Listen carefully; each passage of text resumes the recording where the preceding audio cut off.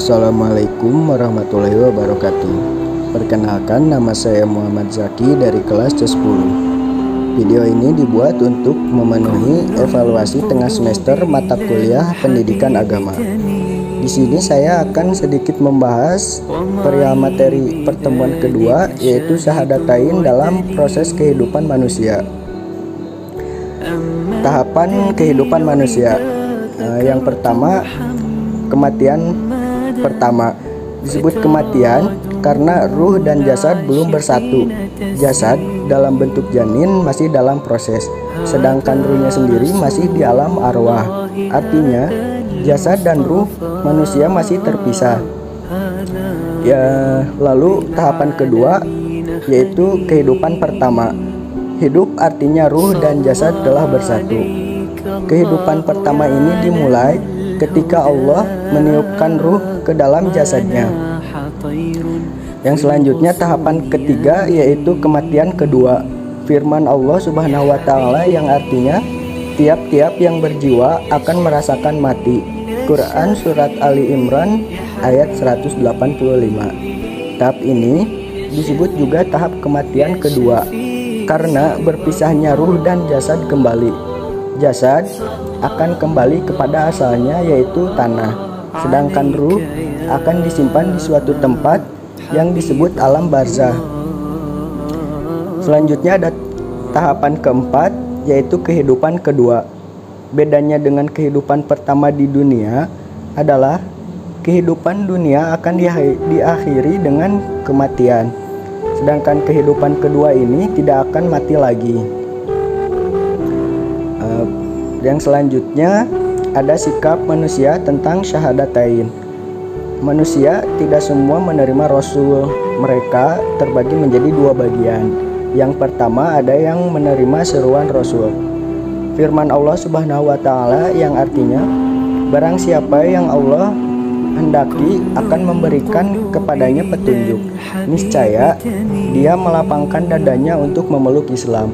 Dan barang siapa yang dikehendaki oleh Allah Subhanahu wa taala kesesatannya, niscaya Allah menjadikan dadanya sesat lagi sempit, seolah-olah ia sedang mendaki ke langit. Begitulah Allah menimpakan siksa kepada orang-orang yang tidak beriman. Lalu yang selanjutnya yang menolak seruan Rasul. Firman Allah Subhanahu wa taala yang artinya apabila datang sesuatu ayat kepada mereka, mereka berkata, kami tidak akan beriman sehingga diberikan kepada kami yang serupa dengan apa yang telah diberikan kepada Rasulullah. Allah lebih mengetahui di mana Dia menempatkan tugas kerasulan. Orang-orang yang berdosa nanti akan ditimpa kehinaan di sisi Allah dan disiksa yang keras yang disebabkan mereka selalu membuat tipu daya. Ada alasannya juga mereka menolak Rasul adalah yang pertama yaitu karena pendidikan orang tuanya. Pendidikan orang tua sangat menentukan sikap pilihan. Apabila anak dididik dengan al-Islam, maka dia akan memilih jalan yang benar. Yang kedua ada pengaruh sikap hidup. Sikap hidup seseorang terhadap al-Islam sebenarnya dipengaruhi oleh pengalaman, pendidikan, dan pergaulan di lingkungannya. Ada beberapa sikap hidup yang diuraikan oleh Ari Ginanjar Agustian, diantaranya prasangka, prinsip-prinsip hidup, pengalaman, sudut pandang, dan literatur. Yang selanjutnya ada kelompok manusia yang menolak syahadatain di akhirat. Di kehidupan akhirat, manusia dibagi menjadi dua kelompok.